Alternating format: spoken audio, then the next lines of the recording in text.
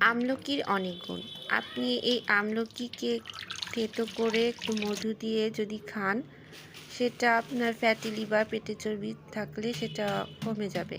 তো এটা আমি যে এখন ধুয়ে থেতো করে নিচ্ছি, আর থেতো করার পরে আমি এটা থেকে রসটাকে বের করে নেব। তো এই তো থেতো করা হয়ে গেছে আমার, আর এখন আমি এখান থেকে রসটাকে বের করে নিচ্ছি।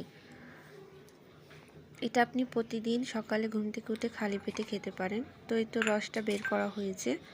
এখন আমি এটাকে এখানে 1 চামচের মতো মধু একটু দিয়ে নেব।